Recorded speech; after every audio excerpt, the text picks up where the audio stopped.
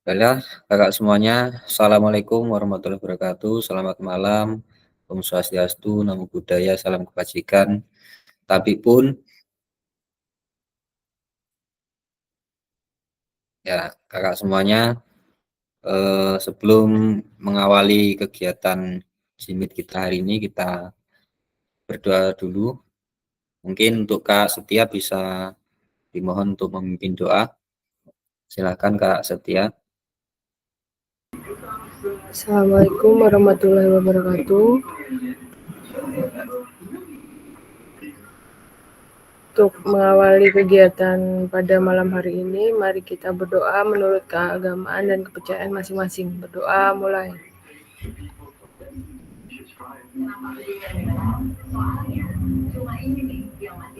Berdoa selesai. Ya, terima kasih untuk Kak Setia sudah membantu untuk memimpin doa hari ini. Baik, izin share screen.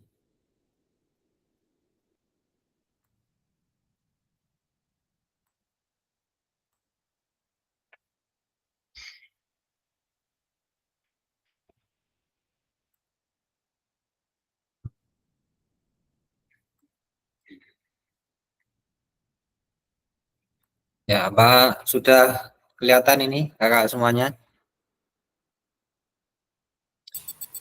Sudah Kak? Sudah ya? Oke, baik. Eh, jadi Kak semuanya, untuk kesepakatan bersama kita hari ini, mohon untuk kakak semuanya dapat menyalakan kamera, kemudian mematikan mikrofon, hadir seutuhnya, kemudian menghargai waktu bersama, memaksimalkan fitur chat, kemudian klik raise hand sebelum bertanya. Kemudian gangguan teknis adalah gangguan yang wajar. Nah, baiklah Kak semuanya, untuk kegiatan kita hari ini itu sudah sampai pada modul 1.5 ya. Nah, kemudian untuk tujuan dari sesi kita hari ini adalah yang pertama, peserta dapat memahami 3 karakteristik utama kurikulum Merdeka serta keterkaitannya dengan prinsip pemikiran Ki Hajar Dewantara. Kemudian yang kedua yaitu peserta mampu memahami pengembangan kurikulum PJOK. Yang ketiga yaitu peserta mampu memahami penyusunan program PJOK yang berkualitas dengan backward design. Nah, untuk agenda kita hari ini yaitu yang pertama backward design, yang kedua yaitu pengembangan kurikulum PJOK, dan yang ketiga adalah pemikiran Ki Hajar Dewantara dan kurikulum Merdeka. Ada 3 sesi. Nah, untuk aktivitas yang pertama kita masuk pada backward design dalam pengembangan kurikulum PJOK. Nah, baik kakak semuanya, kemarin sudah baca modul apa belum? Kira-kira apa belum? Kak Tri, sudah belum?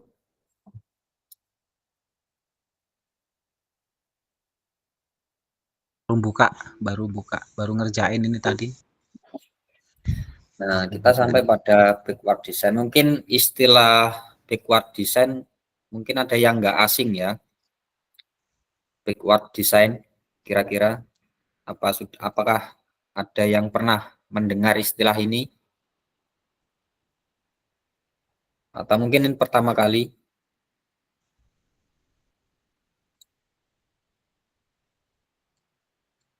Bagaimana? Apa pertama kali mungkin istilah backward design?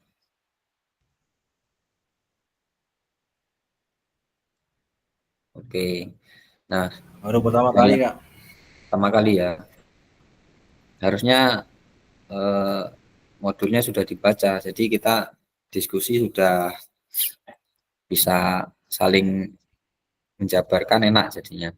Nah, untuk kakak semuanya, mungkin bisa dituliskan ya di kolom chat, kira-kira dari skala 1 sampai 10, kira-kira berapa pemahaman kakak-kakak semuanya tentang kurikulum PJOK ini?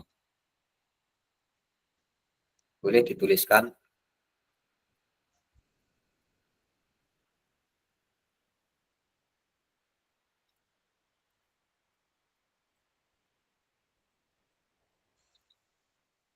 Dari skala 1 sampai 10, kira-kira berapa pemahaman tentang kurikulum PJOK? 80. Boleh dituliskan Kak Tri di kolom chat 1 sampai 10.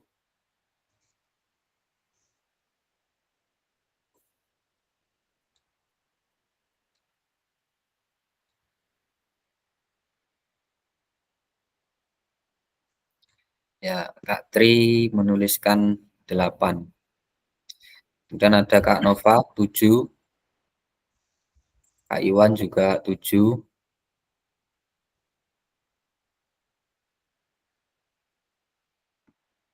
Kak Nurada juga 7 di sini.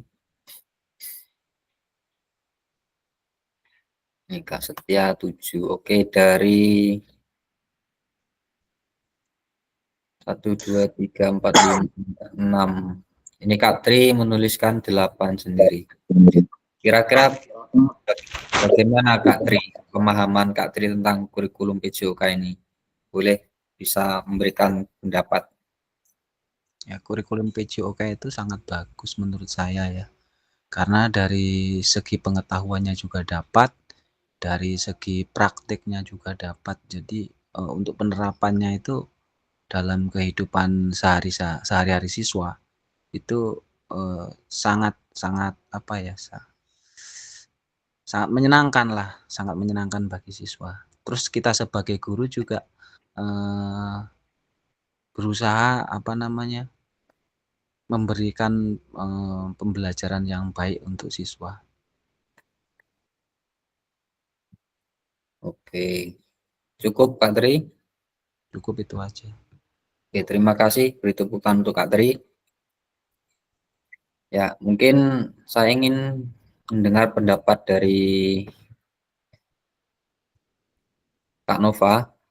Mungkin bisa memberikan pendapat tentang pemahamannya tentang kurikulum PJOK ini.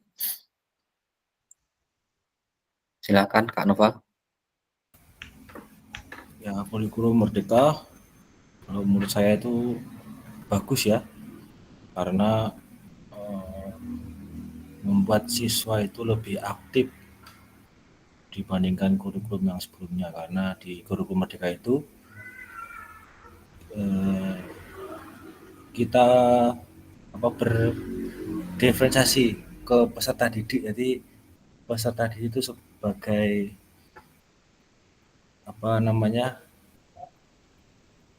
peserta didik itu sebagai yang depan. Jadi dulu itu guru yang selalu bicara di depan bla bla bla, tapi sekarang peserta didik yang lebih aktif lagi dalam pembelajaran. Nah, mungkin seperti itu. Terima kasih. Oke, baik, terima kasih Kak Nova. Beri tepuk tangan untuk Kak Nova ya. Oke, mari kita lanjut dulu. Nah, tadi kita sudah membahas pemahaman kita tentang kurikulum. Dalam kurikulum itu tentunya keberadaan PJOK dalam kurikulum pendidikan itu menegaskan posisinya sebagai pembelajaran bagi peserta didik. Nah, semua anak tanpa terkecuali akan menempuh perjalanan pembelajaran yang kemudian dipandu secara pedagogis untuk mengembangkan keterampilan, pengetahuan, dan pemahaman serta sikap terhadap gerak dan kemudian kesehatan. Nah, dengan kata lain, PJOK ini adalah mata pelajaran yang bertujuan memfasilitasi anak dalam menemukan hikmatnya aktif bergerak dan menjadi sehat. Nah, tujuan dari pembelajaran PJOK itu sendiri. Nah, di sini ada menurut capaian pembelajaran PJOK pada kurikulum Merdeka. Di sini ada 4 ya, semuanya dalam pendidikan jasmani, olahraga, dan kesehatan bertujuan sebagai pembelajaran peserta didik. Kata kuncinya di sini adalah pembelajaran. PJOK bertujuan sebagai pembelajaran. Nah, pembelajaran seperti apa? Yang pertama adalah mengembangkan, menerapkan, dan mengevaluasi. Dalam hal ini adalah keterampilan, konsep, serta strategi gerak yang akan menjadi disposisi untuk berpartisipasi dalam berbagai aktivitas jasmani dengan penuh kepercayaan diri, kemudian kompetensi dan kreativitas. Yang kedua yaitu membantu dan memberi dukungan mereka dalam memilih gaya hidup sehat dan aktif secara jasmani. Kemudian yang ketiga, membangun dan menerapkan keterampilan sosial dan emosional melalui konteks pembelajaran yang menekankan nilai-nilai fair play, kerjasama tim, dan inklusivitas. Kemudian yang keempat, menanamkan apresiasi dan mengembangkan sikap positif untuk aktif secara jasmani sepanjang hayat sebagai upaya peningkatan keseluruhan kualitas hidup. Nah, untuk dalam tujuan pembelajaran yang jelas,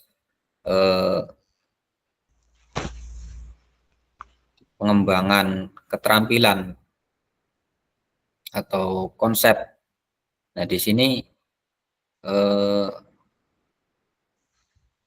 kita sebagai guru PJOK dapat dengan mudah mengembangkan keterampilan dengan konsep yang relevan, tentunya dengan kehidupan zaman sekarang, di mana IT, teknologi itu dapat berperan membantu untuk memberikan materi-materi dalam pengembangan, dalam menerapkan dan mengevaluasi dari proses itu.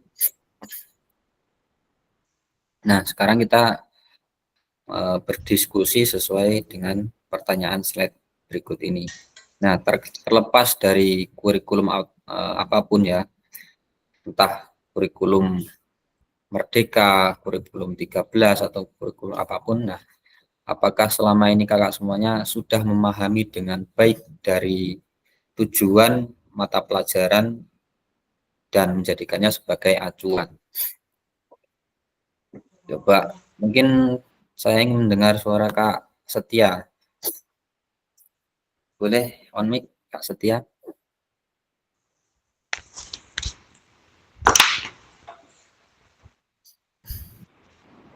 Silakan.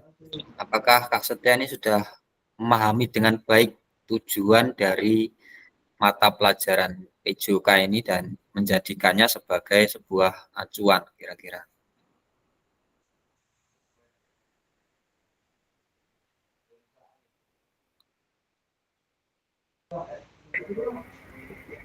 Baik,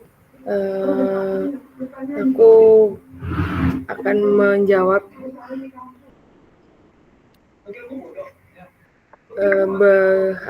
memahami sih, alhamdulillah sudah, tapi untuk ke depannya maksudnya mendalami banget itu belum. Soalnya terkadang masih bingung membedakan kurikulum apa itu Merdeka sama kurikulum 13 itu.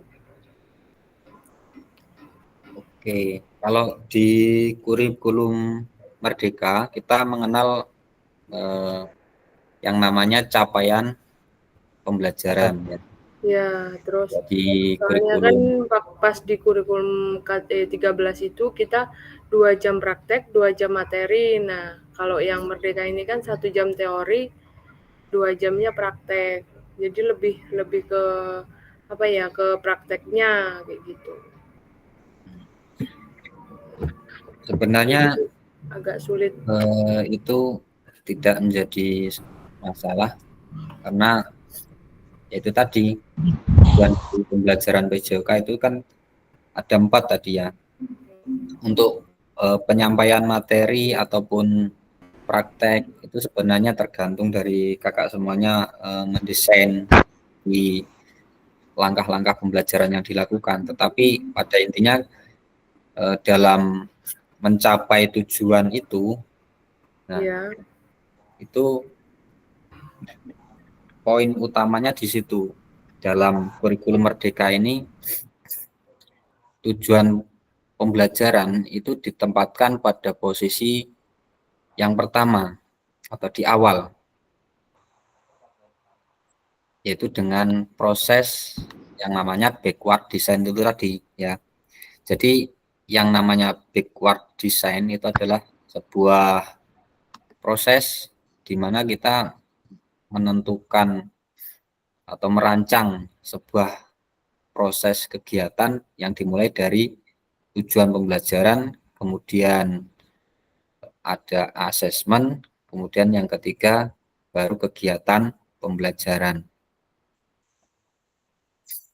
Nah, di sini bentar macet kayaknya. Nah, dalam konteks kurikulum Merdeka, nah, apakah tujuan-tujuan ini bisa dicapai kira-kira? Mungkin Kak Nurada boleh berpendapat tujuan pembelajaran, apakah bisa dicapai kira-kira? Iya, Kak. Oke, izin menjawab, Kak. Dalam konteks kurikulum Merdeka, apakah tujuan ini bisa dicapai? Ya, kita sebagai seorang guru kan pasti ingin mengembangkan peserta didik kita agar bisa mencapai tujuan pembelajaran yang telah ada yang kita harapkan, Kak. Maka kita sebagai guru harus bisa mencapainya, Kak. Mungkin itu, Kak. Baik, terima kasih Kak Nurada. Nah, dalam konteks kurikulum Merdeka, tujuan PJOK ini sangat mungkin untuk dicapai, bahkan bisa sangat bisa sekali, karena kurikulum Merdeka ini memberikan fleksibilitas.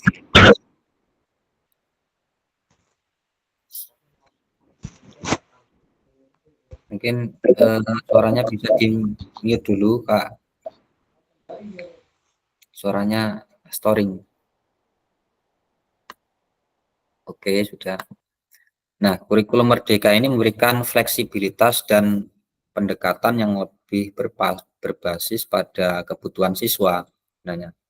Dalam hal ini, dalam konsep pengembangan keterampilan, kemudian gaya hidup sehat, keterampilan sosial, emosional, kemudian sikap positif, Kak, kemudian dari kualitas hidup. nggak muncul, Kak, tulisannya, Kak.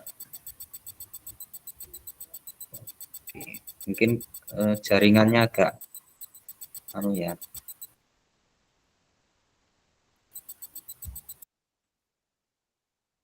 Oke, sudah kelihatan? Sudah, Kak. Oke.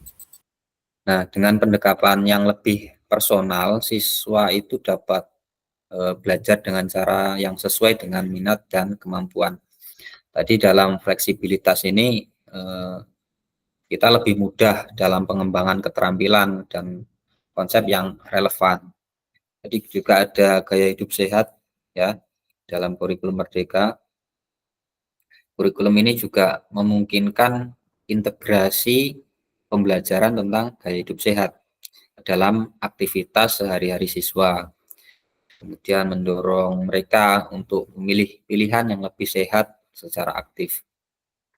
Nah, secara sosial emosional juga melalui kegiatan misalnya berkelompok, kegiatan tim, nah siswa juga dapat membangun keterampilan sosial emosional mereka.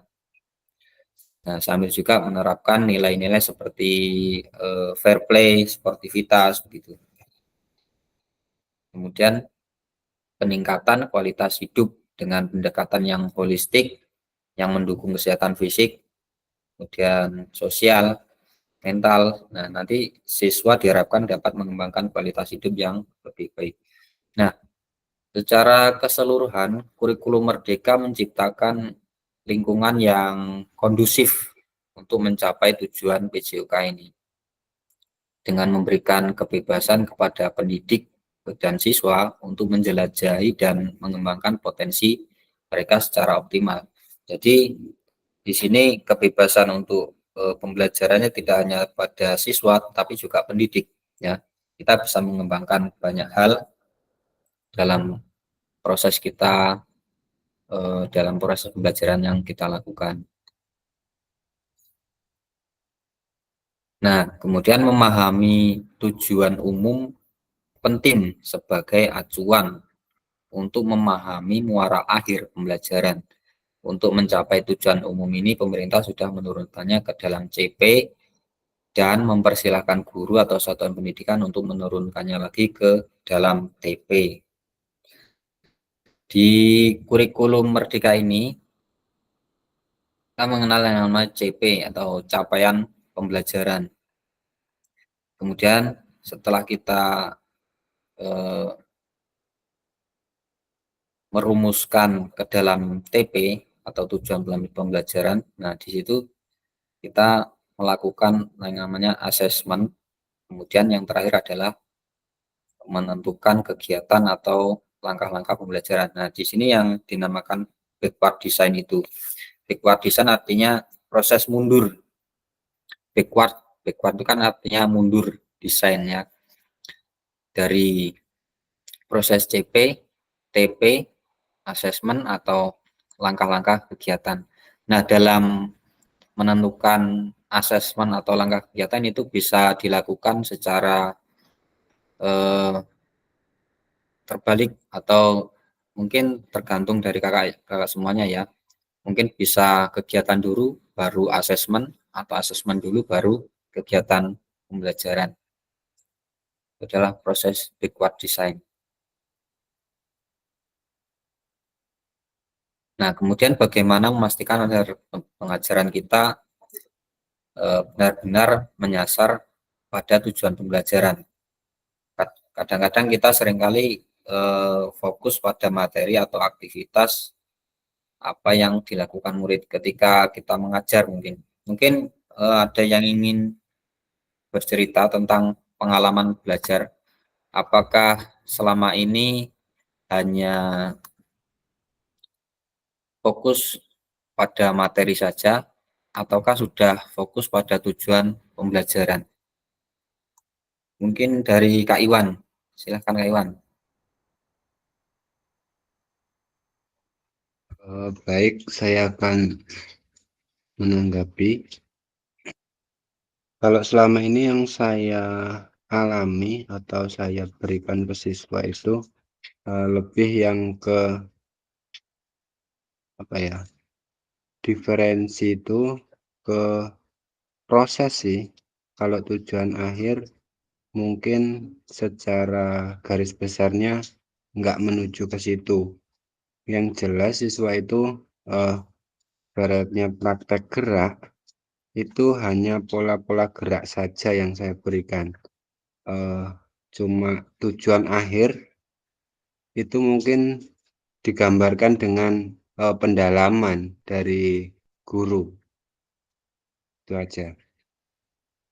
Oke, jadi lebih fokus pada proses pada materi mungkin ya Kak Iwan ya. Iya, betul. Nah, di dalam kurikulum Merdeka ini tentu kita tidak bisa lepas dari yang namanya tujuan dari sebuah pembelajaran itu sendiri, di mana kita dalam proses pembelajaran itu siswa harus tahu apa sih tujuan dari kita belajar selama ini, misalnya dalam pembelajaran sepak bola ya. Mengapa kita memberikan materi ini kepada siswa? Siswa itu harus tahu kenapa kita belajar yang namanya dribbling, terus kenapa kita belajar passing, untuk apa, itu semua. bagaimana proses itu, yang nantinya siswa dapat memahami secara jelas makna dari proses pembelajaran yang kita lakukan.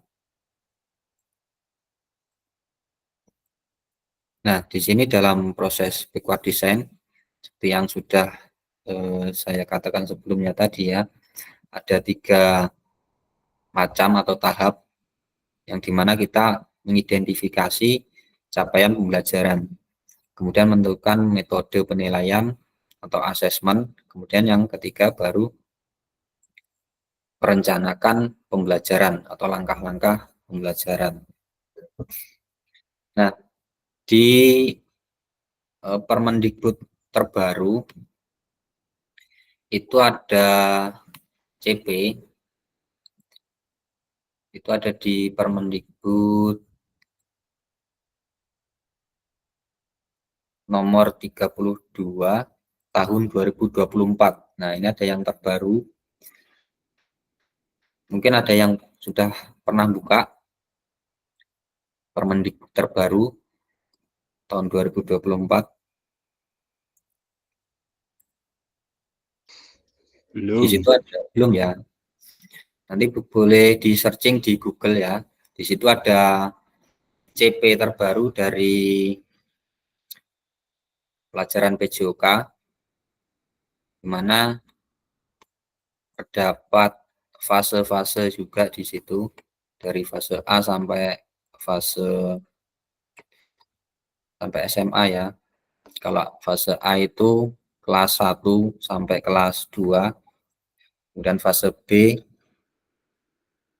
kelas 3 sampai kelas 4, fase C kelas 5 sampai kelas 6, dan seterusnya. Nah, dalam CP itu terdapat elemen yang namanya elemen.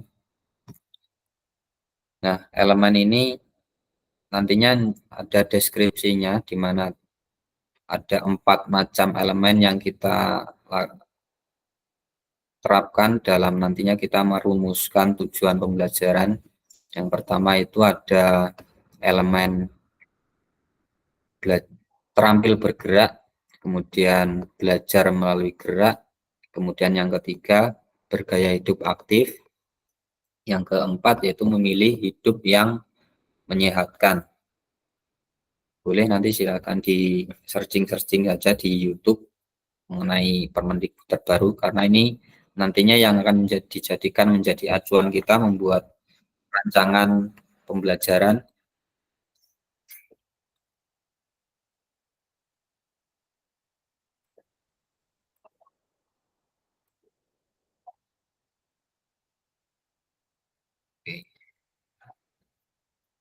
Nah, pesan kunci di sini, backward design merupakan proses sistematis yang memastikan kesesuaian kurikulum dengan capaian pembelajaran yang diinginkan. Nah, backward design juga pada akhirnya membantu guru menyelaraskan antara tujuan, langkah-langkah pembelajaran, dan penilaiannya. Oke, tadi kita sudah belajar atau mendalami tentang backward design dalam kurikulum PJOK. Sekarang kita masuk ke aktivitas yang kedua, yaitu penyusunan program PJOK. Nah, kurikulum berbasis standar manakah yang benar, definisi di bawah ini. Nah, di sini ada 3 kalimat. Yang pertama, kurikulum merupakan seperangkat aktivitas untuk menguasai keterampilan. Saya kira itu kurang tepat. Kemudian buku teks peserta didik dapat dikatakan adalah suatu kurikulum. Itu bukan juga ya. Kemudian kurikulum adalah suatu standar untuk mengetahui apa yang peserta didik harus pelajari meliputi keterampilan, pengetahuan, dan sikap. Nah, ini definisi yang tepat. Nah, dalam komponen kurikulum pada satuan pendidikan, pelaksana kurikulum merdeka di sini atau KOSP ya. Di sini ada beberapa struktur atau komponen yang ada di dalamnya. Yang pertama itu adalah struktur kurikulum itu sendiri, kemudian ada capaian pembelajaran, kemudian pembelajaran dan asesmen, kemudian ada penggunaan perangkat ajar, dan yang terakhir kurikulum satuan pendidikan atau KSP. Nah, komponen kurikulum satuan pendidikan dikembangkan dan digunakan di satuan pendidikan, terdiri dari karakteristik satuan pendidikan, visi misi dan tujuan satuan pendidikan, pengorganisasian pembelajaran dan perencanaan pembelajaran. Nah, mengapa kurikulum operasional berbeda antar satuan? Nah, di sini agar bermakna, kurikulum operasional satuan pendidikan dikembangkan sesuai dengan konteks dan kebutuhan peserta didik dan satuan pendidikannya. Ini bisa menjadi kabar gembira ya bagi kakak semuanya, dapat menyusun program yang relevan dengan kultur gerak di mana peserta didik tinggal. Jadi tiap ketika kita menyusun sebuah kurikulum operasional, nah itu tentunya setiap sekolah berbeda-beda ya, sesuai dengan karakteristik dari peserta didik yang ada di daerah masing-masing. Kemudian kultur geraknya juga setiap anak juga berbeda-beda. Nah, kita sekarang mari berbagi cerita pada saat kakak semuanya menyusun kurikulum PJOK. Kira-kira pernah atau belum ini menyusun sebuah kurikulum PJOK? Dalam hal ini kurikulum Merdeka yang terbaru ya. Mungkin Kak Norada boleh bercerita, kira-kira sudah pernah atau belum menyusun sebuah? Iya Kak, belum pernah saya Kak menyusun kurikulum Merdeka Pak. Belum ya. Kalau Belum Kak. dalam penyusunan modul ajar, kira-kira sudah pernah atau belum?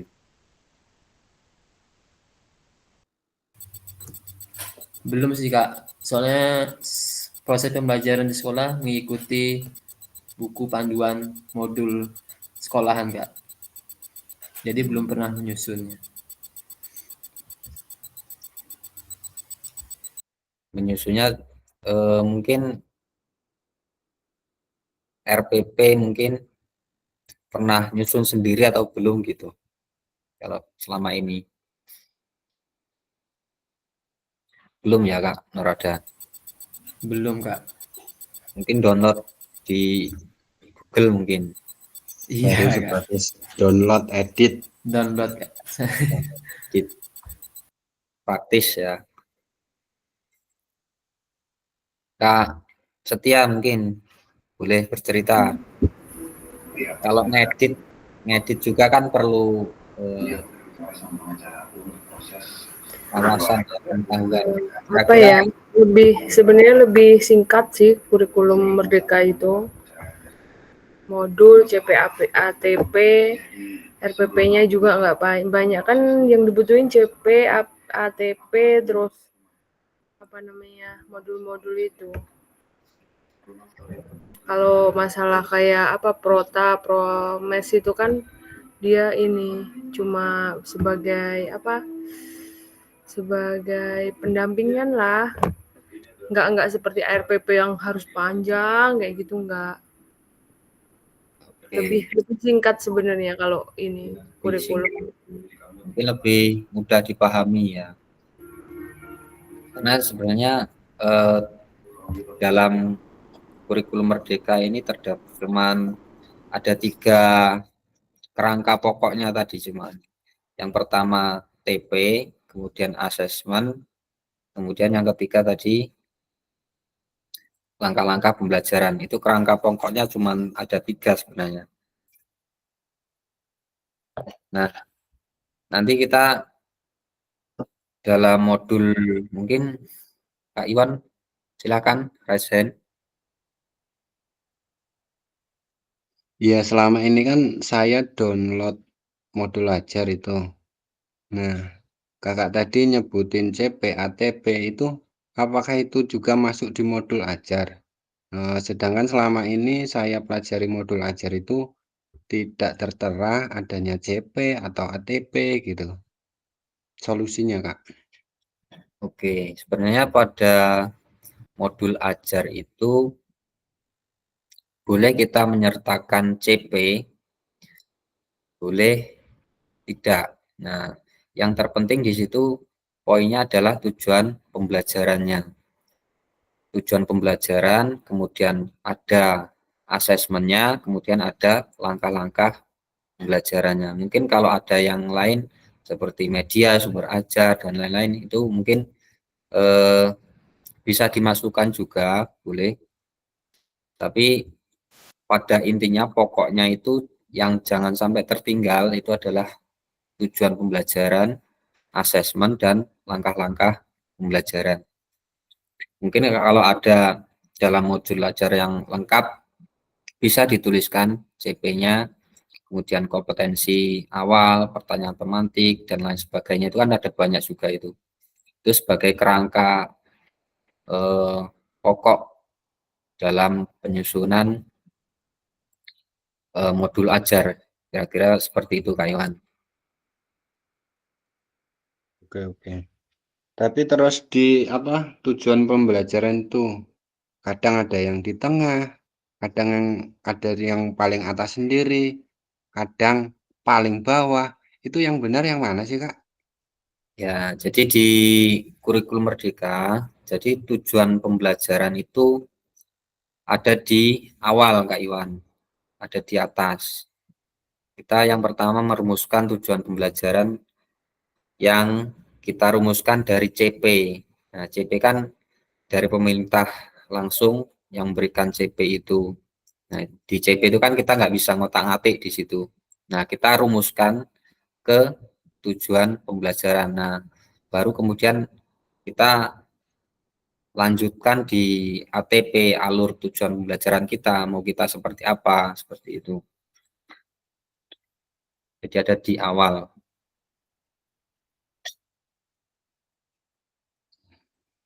Oke, terima kasih. Nah, di sini ada pertanyaan lagi. Bagaimana kakak semuanya selama ini merancang program PJOK sebagai bagian dari pengembangan kurikulum mata pelajaran PJOK? Mungkin dari Kak Beni dulu baru bergabung. Boleh on cam Kak Beni? Iya Kak. Oke. Silakan Kak Beni, mungkin bisa menjelaskan atau berbagi pengalaman tentang selama ini perencanaan pembelajaran yang telah dilakukan di sekolah itu bagaimana? Boleh bercerita?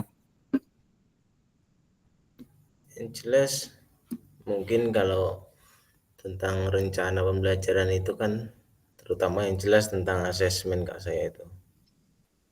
Nah, jadi asesmen itu kan ada 3 kan, antara UPD, diferensiasi, TARP, dan HETL.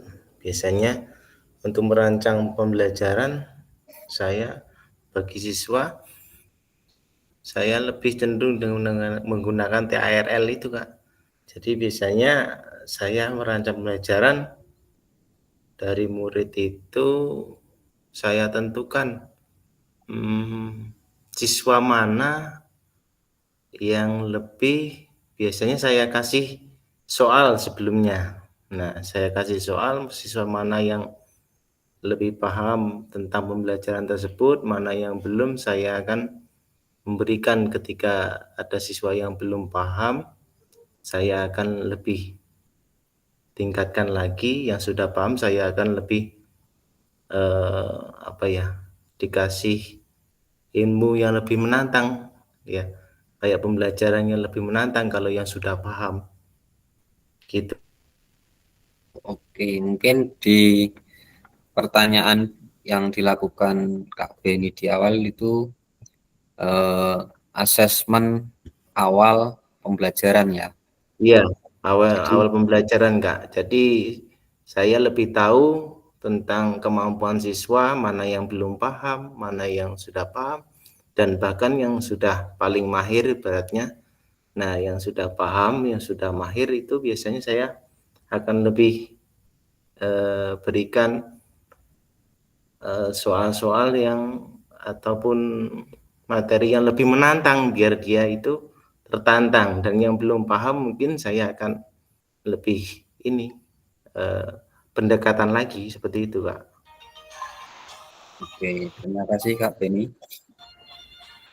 Tapi mungkin dari segi prosesnya tadi ada asesmen, cuman mungkin tadi lupa Kak Beni ada tujuan pembelajaran yang harus dicapai Iya. siswa ya. Itu harus ditempatkan pada awal kita merancang sebuah perencanaan pembelajaran. Karena tujuan pembelajaran itu sangat penting. Karena siswa itu harus tahu kenapa mereka belajar, kenapa mereka melakukan itu. Mereka harus tahu pada banyak tujuan pembelajaran itu sendiri. Oke. Kemudian apa saja yang selama ini kakak semuanya anggap menjadi sesuatu yang bernilai untuk dipelajari murid di kelas PJOK. Oke, mungkin Kak Dwi Arianto. Kak Dwi ini antara ada dan tiada ini. Hadir tapi enggak kelihatan.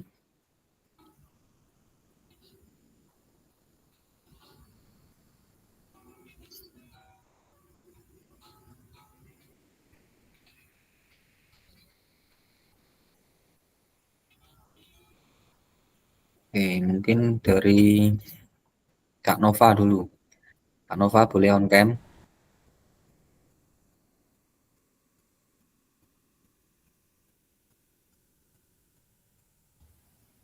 Ya, Kak. Oke, kira-kira apa yang selama ini Kak Nova anggap sebagai suatu yang bernilai untuk dipelajari murid ketika Kak Nova mengajar di kelas?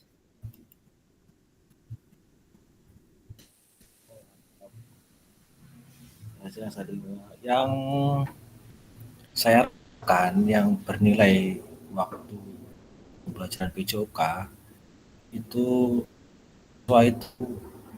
mempunyai rasa saling satu sama lain, karena dengan perasaan saling menghargai mereka bisa menerima perbedaan di antara teman-temannya. Contohnya kalau dalam bermain sepak bola, laki-laki dan perempuan pasti berbeda. Dengan rasa saling menghargai, maka proses pembelajaran olahraga sepak bola bisa berjalan dengan baik. Kalau tidak ada rasa menghargai, pasti yang merasa lebih pintar, lebih jago daripada yang perempuan. Mungkin itu, Kak. Apakah bisa didengar suaranya? Hujan pelan. Ya, bisa. Terima kasih Kak Nova. Nah, ketika kita sudah sampai pada sebuah pengembangan kurikulum dalam pembelajaran, nah kita harus mengembangkan program PJOK itu secara berkualitas ya. Nah, di sini kualitas yang bagaimana pembelajaran PJOK ini? Tentunya program yang dibangun harus dilandasi pada filosofi yang merefleksikan nilai dan keyakinan kakak semuanya sebagai seorang guru. Kemudian program atau yang berkualitas ini juga harus menyertakan tujuan, kemudian penilaian yang sejalan dengan tujuan tersebut tentunya.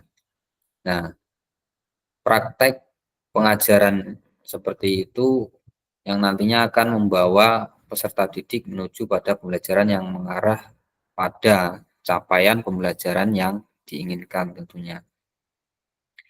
Nah, kualitas program PJOK itu dicirikan dari pengalaman belajar yang bermakna tentunya. Kemudian berkontekstual berarti, kemudian bernilai bagi peserta didik kita. Nah, jangan sampai nantinya program PJOK atau kegiatan pembelajaran PJOK yang kakak semuanya lakukan hanya menyia-nyiakan waktu dan energi bagi peserta didik. Kemudian PJOK ini juga harus disampaikan dengan menggunakan strategi tentunya yang efektif.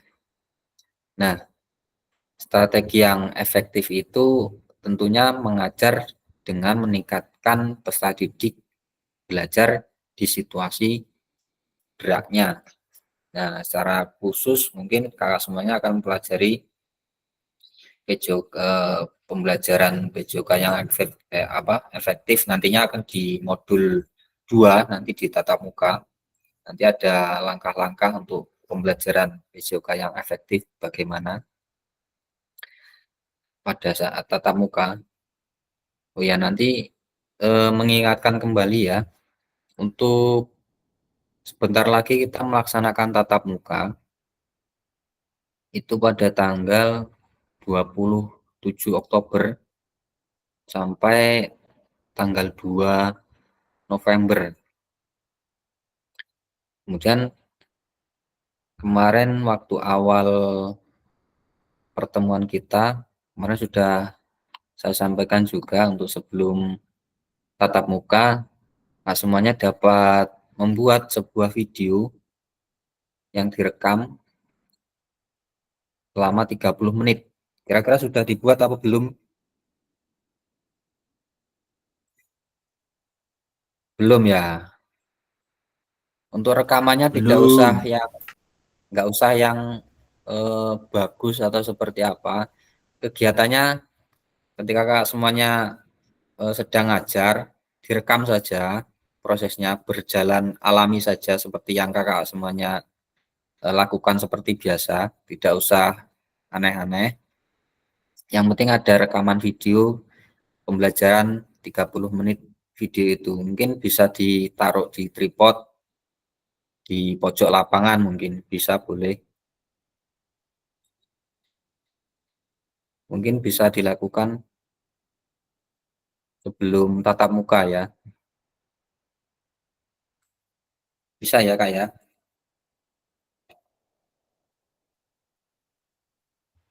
Bisa. Oke. Bisa Kak. Oke, kita lanjut di pertanyaan ketiga. Bagaimana Kak semuanya akan mengintegrasikan itu semua ke dalam proses perkembangan kurikulum mata pelajaran PJOK yang sekarang berlaku? Oke, silakan Kak Tri, mungkin bisa komen. Oke.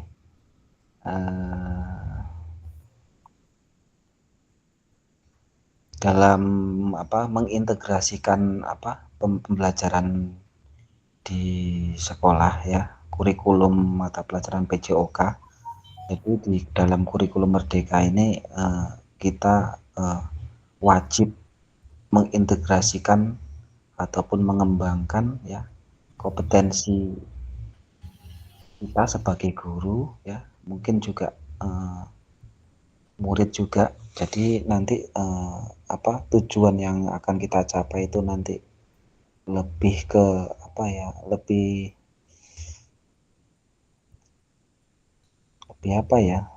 lebih tertata lah ya, lebih tertata. Mungkin itulah.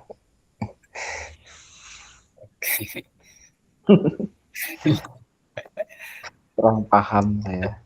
Terima kasih Kak Tri. Besok mau arisan kayaknya besok. Iya, yang mau arisan nih. Arisan double. Oke, baik. Ya, jadi kita mengintegrasikan itu semua ke dalam proses pengembangan kurikulum mata pelajaran PJOK yang sekarang berlaku. Bagaimana cara mengintegrasikan? Boleh Mungkin ada yang lain dari kakak yang ingin berpendapat. Kak Beni sebenarnya ingin berpendapat ini. Silakan Kak Beni.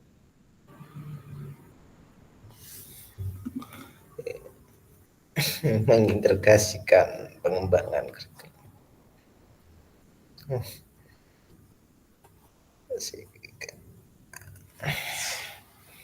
Belum nggak, masih ini. Apa ya? Ngerancang-rancang kata-kata gimana ini? Mungkin garis besarnya saja Kak Beni. Terintegrasi, terstruktur, tertata. Oke, silakan Kak Beni mungkin sambil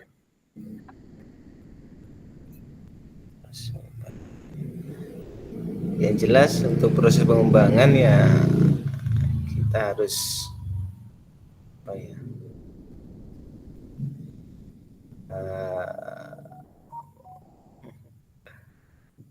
Harus apa ya?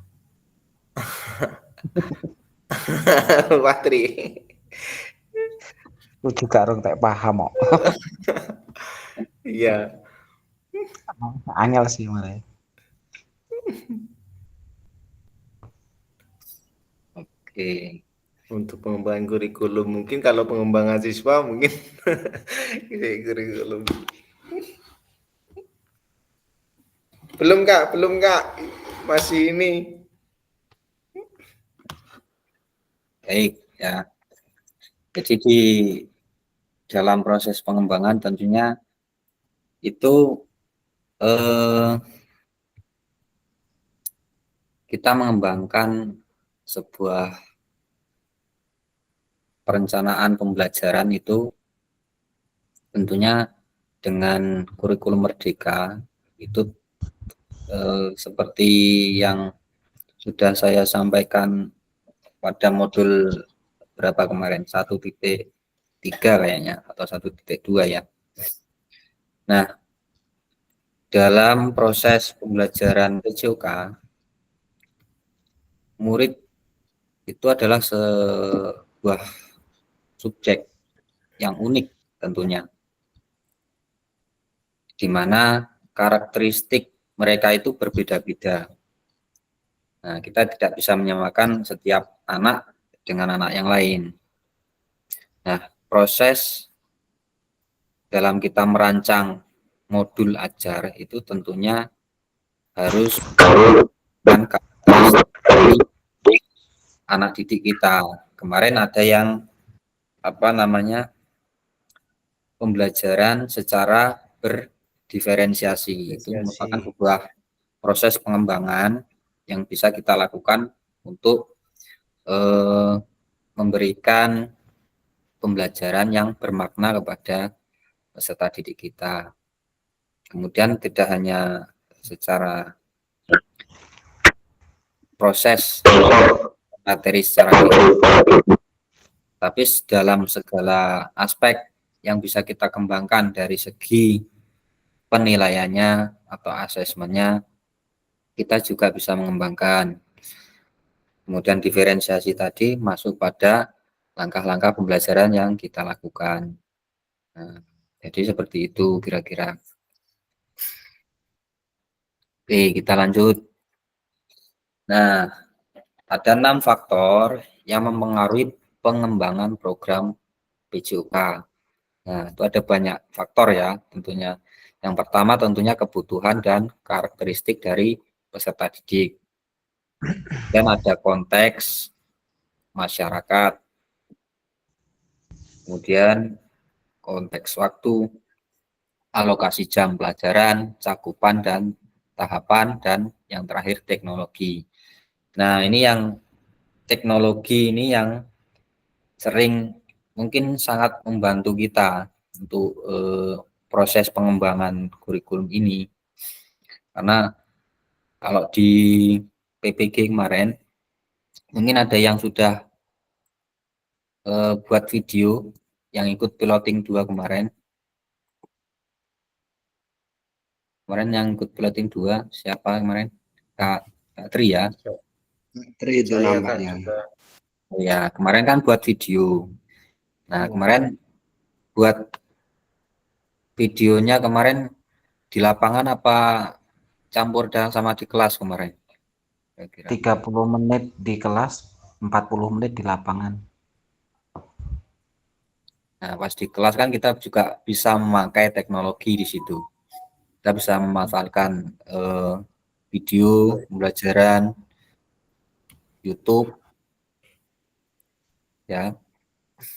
Kemudian mungkin kalau kakak semuanya menguasai aplikasi-aplikasi seperti Quizzes, Wordwall, terus Padlet, Mentimeter, itu banyak sekali sebenarnya yang bisa dijadikan bahan dalam pembelajaran PJOK.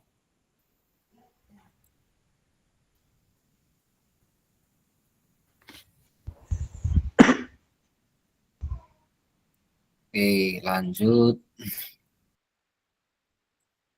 Nah, kita sekarang masuk ke aktivitas yang ketiga, yaitu karakteristik utama kurikulum merdeka dan artikulasi Ki Hajar Dewantara dalam pendidikan nasional. Oke, dalam tentunya kurikulum merdeka ini itu tidak terlepas dari Ki Hajar Dewantara, ya. Nah, salah satu elemen atau yang paling krusial mungkin dalam pendidikan yang tidak dapat diabaikan yaitu sebuah kurikulum. Kurikulum ini mempunyai peran yang sangat signifikan dan strategis. Fungsi dari sebuah kurikulum yaitu sebagai gambaran dari visi, misi, kemudian tujuan suatu institusi atau lembaga pendidikan. Nah, dalam kurikulum itu juga memuat seperangkat kegiatan yang harus dilakukan peserta didik untuk mencapai tujuan pendidikan.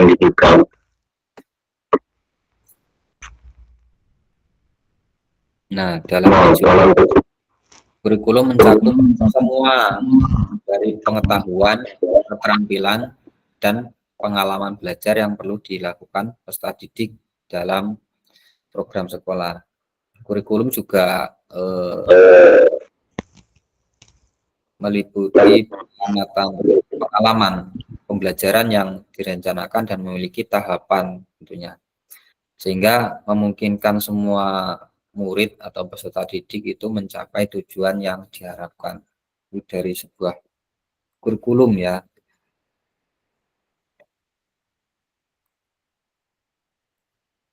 Nah, sekarang menurut kakak semuanya, kata kunci apa yang berulang kali kita telah bahas dalam mengembangkan kurikulum PJOK?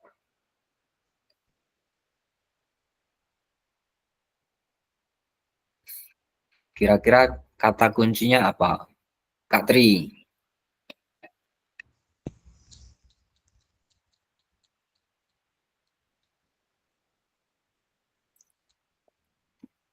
Silakan. Ya, kata kuncinya yang meliputi kesehatan jasmani mungkin.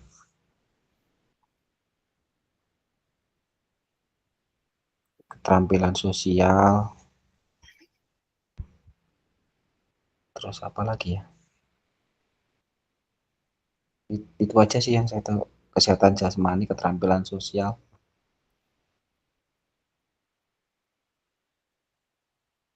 Kesehatan jasmani, keterampilan sosial. Apa hanya itu saja kira-kira? Ya, masih banyak lagi. Kedisiplinan, pola hidup sehat, permainan dan olahraga.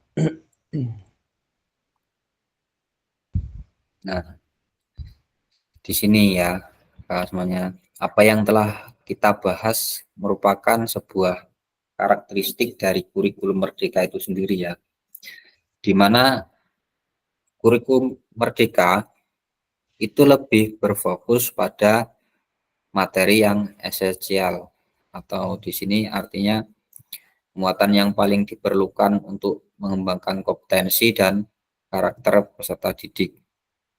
Jadi materi yang pokok saja, yang paling relevan untuk peserta didik. Kemudian yang kedua, mengembangkan kompetensi dan karakter.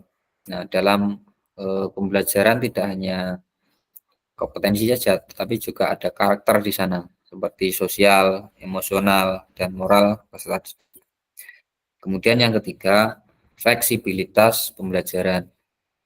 Nah, kurikulum dapat disesuaikan dengan kebutuhan pengembangan kompetensi peserta didik, karakteristik satuan pendidikan, dan konteks lingkungan sosial budaya setempat.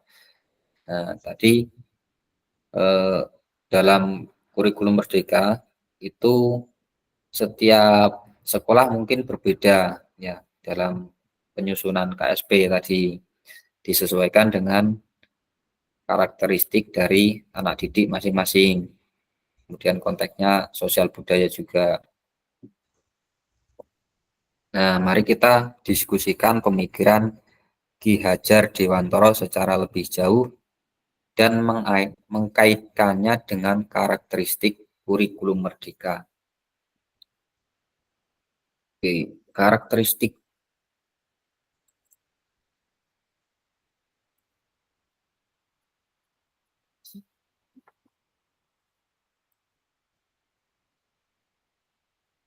Nah, mungkin ada yang pernah kenal sama Mbah Ki Hajar Dewantara mungkin.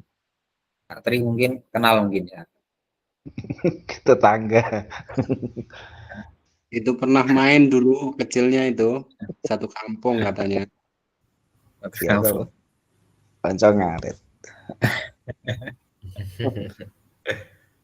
Nah, Mbah Ki Hajar Dewantara ini adalah seorang tokoh pendidikan di Indonesia ya, yang mungkin dianggap sebagai bapak pendidikan nasional.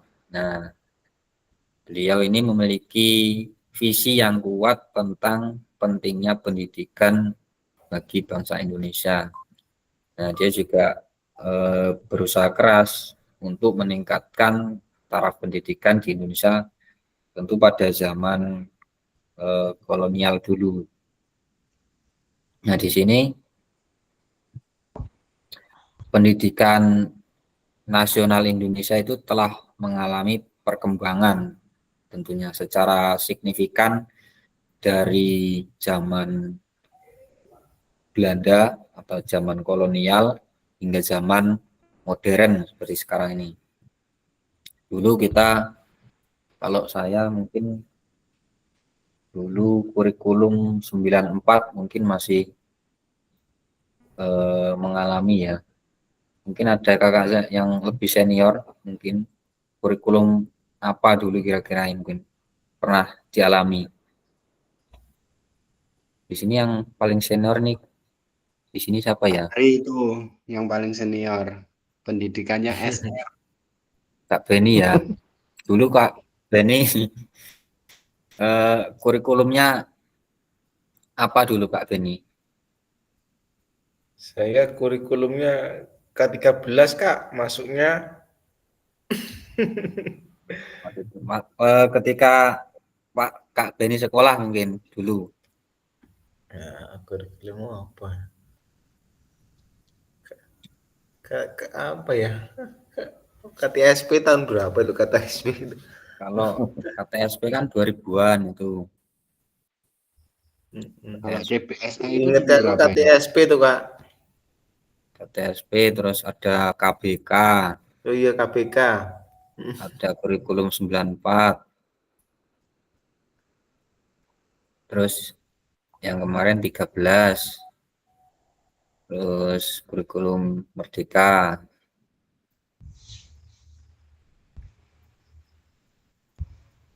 Ya, ganti menteri, ganti kurikulum.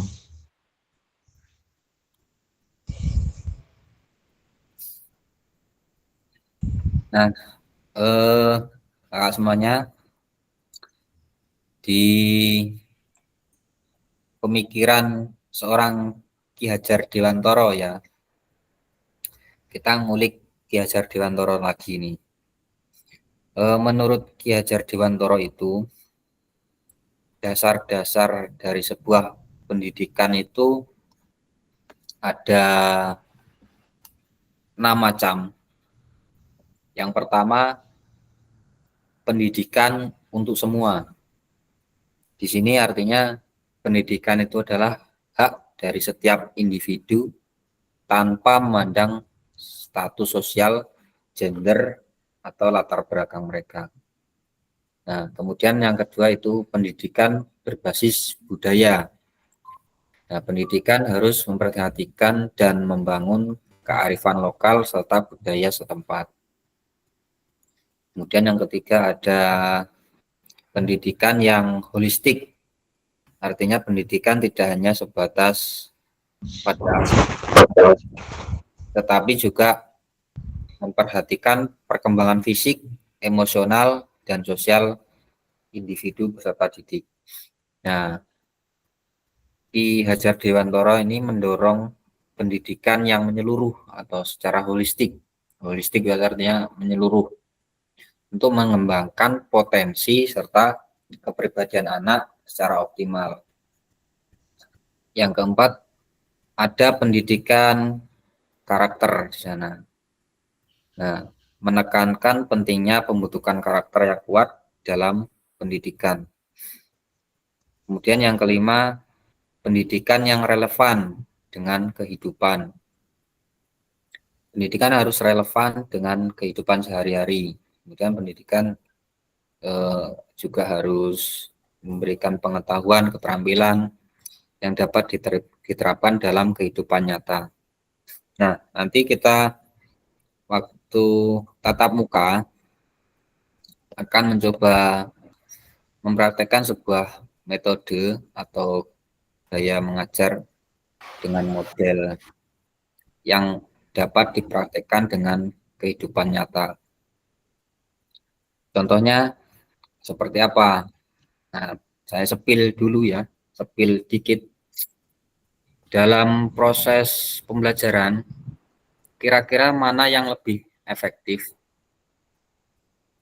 Pembelajaran sepak bola, bermain secara langsung, atau belajar teknik?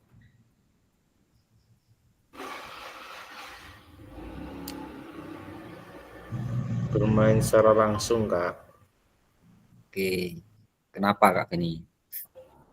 Karena kalau bermain secara langsung mungkin langsung dia mempraktekkan teknik-teknik, walaupun belum bisa, dia setidaknya mempraktekkan atau mengetahui teknik-teknik seperti menendang dan lain sebagainya, seperti itu, Kak. Oke, terima kasih. Tepuk tangan untuk Kak Beni. Nah, dalam praktek mengajar yang sesuai dengan kehidupan nyata, tentunya praktek langsung itu menjadi efektif. Karena waktu mempelajari teknik saja itu tidak akan cukup untuk memperoleh pemahaman yang bermakna dalam proses pembelajarannya. Misalnya dalam menggiring bola. Menggiring bola waktu teknik saja, kita kan anak-anak cuman menggiring melewati kun ya.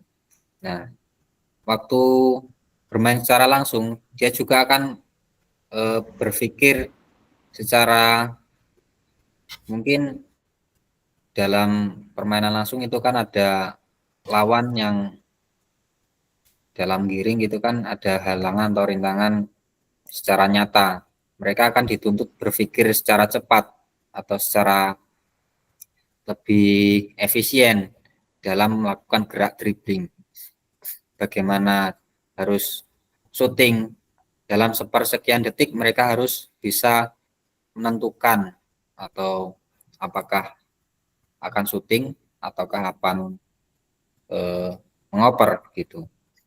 Jadi anak-anak akan berpikir lebih cepat di situ. Di situ juga secara holistik, secara menyeluruh, tidak hanya keterampilan teknik saja, tetapi juga sekaligus ada keterampilan sosial, kerjasama tim, sportivitas, dan lain sebagainya. Jadi dalam melakukan penilaian tentu lebih efektif jika dilakukan secara permainan secara langsung, karena kita bisa melihat secara luas di situ. Ki Hajar Dewantoro menggarisbawahi bahwa maksud pendidikan adalah menuntun segala kodrat yang ada pada anak-anak agar mereka dapat mencapai keselamatan dan kebahagiaan yang setinggi-tingginya, baik sebagai manusia maupun sebagai anggota masyarakat.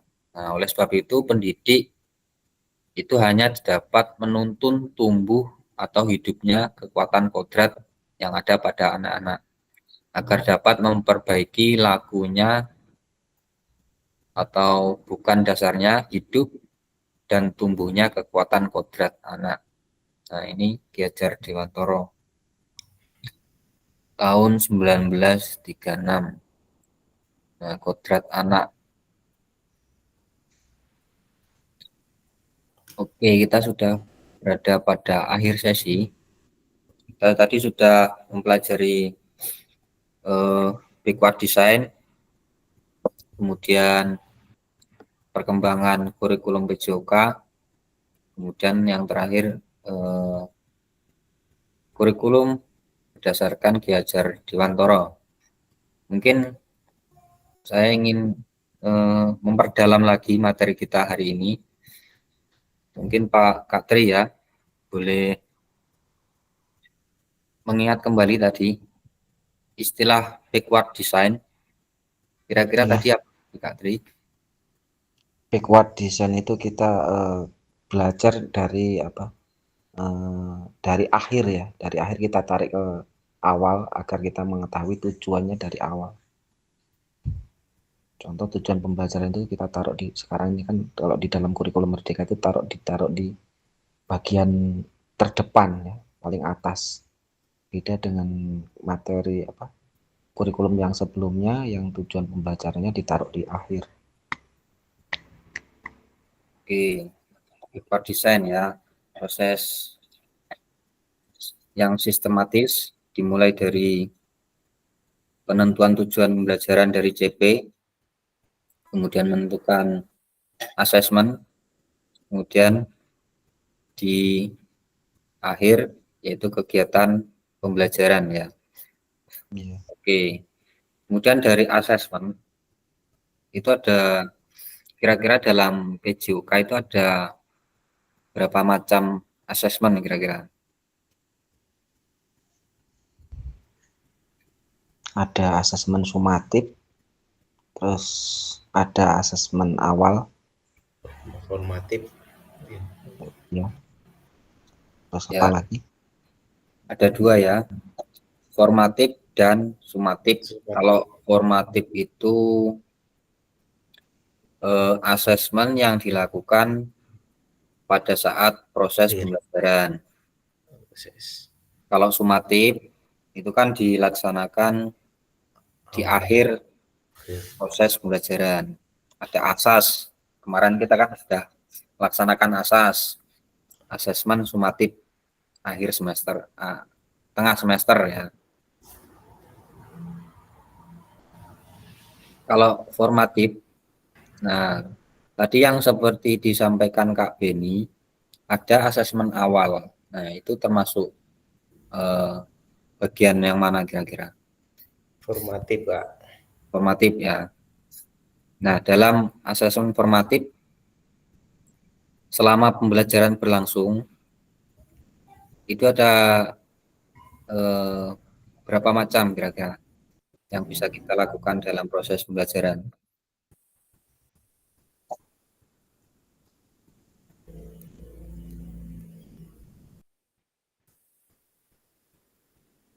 Ada 3 ya. Yang pertama itu asesmen pengetahuan, kemudian keterampilan. Ketiga adalah asesmen sikap. Itu asesmen formatif yang dilakukan di tengah-tengah atau selama proses pembelajaran berlangsung.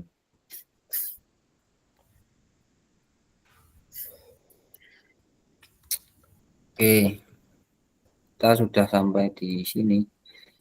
Pada akhir sesi kita hari ini, kalian semuanya dapat memahami 3 karakteristik utama kurikulum merdeka serta keterkaitannya dengan prinsip pemikiran Ki Hajar Dewantara. Kemudian peserta mampu memahami pengembangan kurikulum PJOK. Kemudian peserta mampu memahami penyusunan program PJOK yang berkualitas dengan backward design. Nah, oke. Kita sampai di akhir sesi, cuman waktunya mungkin kurang 7 menit. Kita bisa mungkin ngobrol-ngobrol saja terkait mungkin pembelajaran yang dilakukan di sekolah.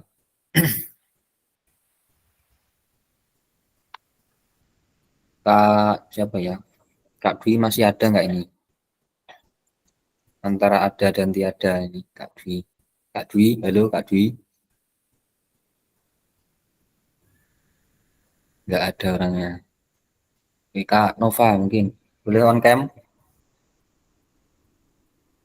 Kak Nova.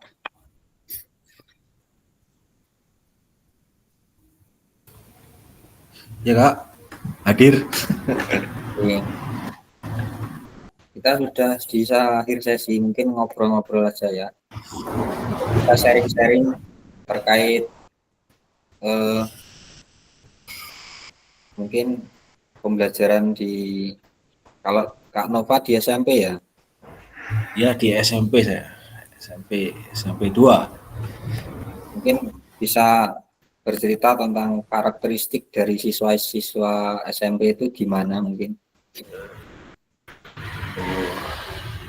Yang saya akan bercerita sedikit tentang karakteristik siswa di SMP saya. Mungkin hampir sama kayak di sekolah-sekolah lain untuk karakteristik siswa ya. Yang paling menonjol itu minat belajar siswa itu masih belum antusias dibandingkan zaman dulu. Kalau zaman dulu itu kalau pas waktu pelajaran PJOK itu minat antusias siswa itu sangat tinggi, walaupun nggak bisa atau belum pernah melakukan kegiatan pembelajaran itu minatnya tinggi. Beda dengan sekarang itu minatnya itu kurang, antusiasnya kurang, apalagi yang perempuan sangat kurang sekali. Kalau yang laki-laki kalau sudah minatnya sepak bola, pengennya itu setiap olahraga mainnya bola terus ya. Kalau diajak poli atau kasti softball dan lain sebagainya itu kurang antusias. Nah, mungkin itu sebagai sebagai kita gimana caranya sebagai guru kita dapat menumbuhkan rasa minat siswa terhadap materi-materi yang akan kita sampaikan ke depannya. Mungkin sedikit itu dari saya. Kira-kira Masih mungkin ada strategi khusus yang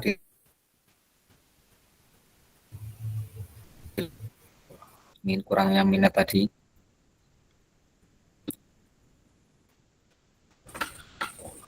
ya mungkin kalau strategi khususnya mungkin nggak ada ya. Mungkin saya cuma ini aja, kalau misalnya pemain softball itu kalau di daerah sekolah saya masih asing ya kalau softball itu. Jadi untuk menumbuhkan minat dulu itu saya memutar video tentang permainan softball, bagaimana keseruan bermain softball atau permainan bola kecil lainnya. Jadi seenggaknya mereka itu tahu dulu nih olahraga yang akan kita pelajari ini bagaimana. Ini kalau sudah tahu kan mungkin agak dia merasa ingin tahu. Kalau sudah ingin tahu masih ingin mencoba, mungkin seperti itu. Oke, terima kasih Kak. Dari segi karakteristik dari siswa SMP mungkin kecenderungannya siswanya lebih gimana ya? Kan kalau anak SMP itu kan masa-masanya anak pubertas ya. Ya, masa peralihan ya, dari SD itu ke dewasa gitu ya. Dan ingin menonjol sendiri gitu.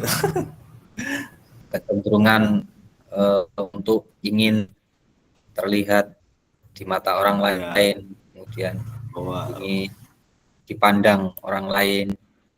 Itu anak-anak SMP biasanya muncul di situ. Ya, betul sekali.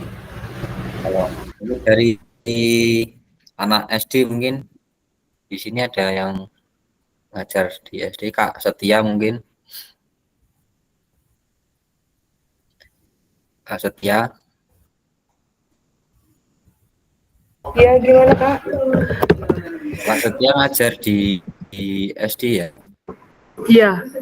Nah, mungkin bisa bercerita dari karakteristik anak di SD itu seperti apa? Karakteristiknya beragam, bermacam-macam. Dari yang pendiam sampai yang cerewet, yang aktif. Banyak sekali.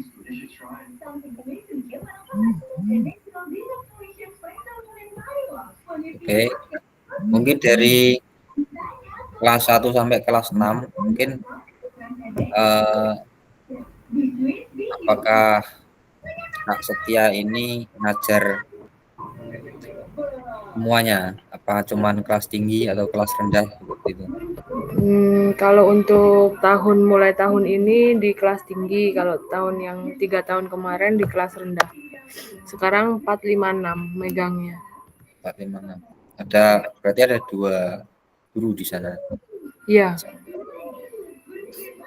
Kan ada 6 rumble, ada 12 rumble. Kalau anak SD itu lebih sulit ngajar kelas rendah atau kelas tinggi kira-kira? Sama sih. Sama lebih menantangnya di kelas rendah sebenarnya. ya. Dia masih kelas rendah itu seneng-senengnya bermain. Kalau diberikan materi itu nggak bisa secara langsung, mungkin sambil diajak bermain. Iya. Bisa masuk ya. Diajak ke lapangan, suruh baris, lari. Aktif banget kalau kelas rendah. Terima kasih Kak. Ya. Baik. Mengingatkan kembali ya semuanya untuk LMS, tugas di LMS itu masih banyak yang belum mengerjakan di bagian upload tugas. Belum. Nah, kemarin saya sudah buka tugas di modul 1.1 kemarin yang refleksi, baru 2 orang yang mengupload.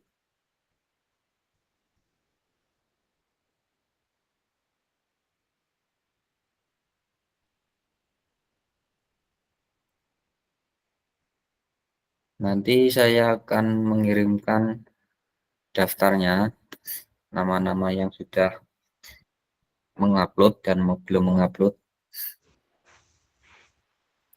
Nah, jangan sampai nanti sebelum tatap muka itu belum dikerjakan ya semuanya.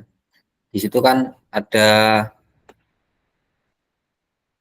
form yang dikerjakan itu kan bisa di-download. Nah, silakan di-download. Nah, nanti dikirim di tugas situ. Dapatnya kemarin yang 1.1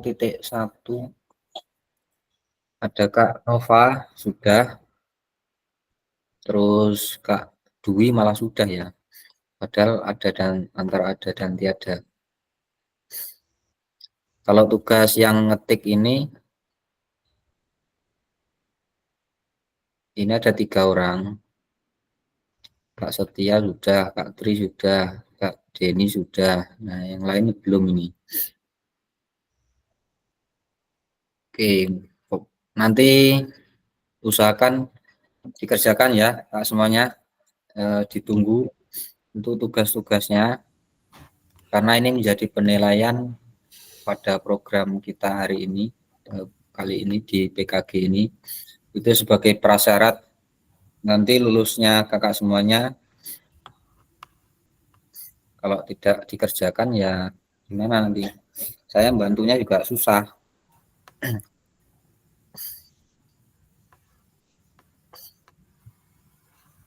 Mungkin Berarti ya. yang penting dikerjakan. Gimana? Benar. Berarti yang penting dikerjakan, benar atau salahnya diserahin sama fasilitator.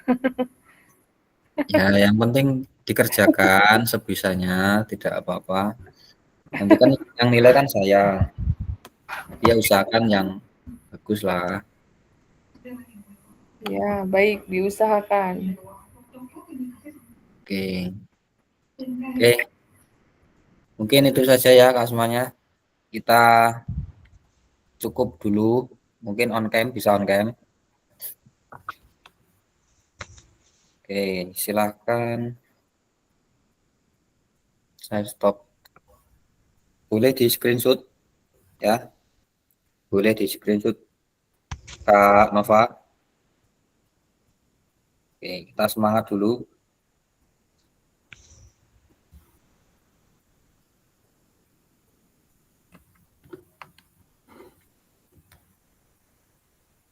Oke, udah. Udah ya. Sudah. Oke, terima kasih. Jadi untuk pertemuan kita selanjutnya itu pada hari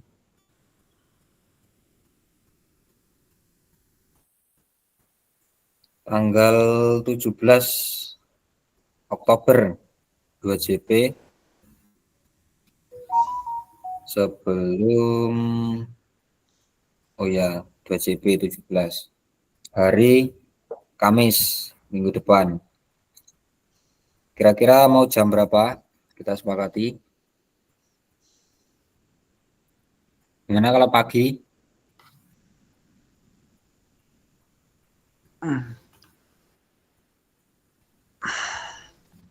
Pagi jadwalnya penuh.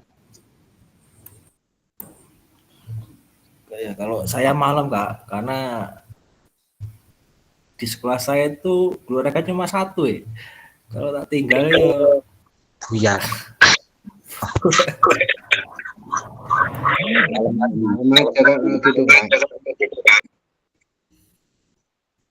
Oke, malam lagi aja ya. Jam 7:30. Berarti hari Kamis itu malam Jumat ya Kak? Ya, malam Jumat. Aduh, malam Jumat Prayasidan Kak. Ya sebenarnya pagi. Atau mungkin siang.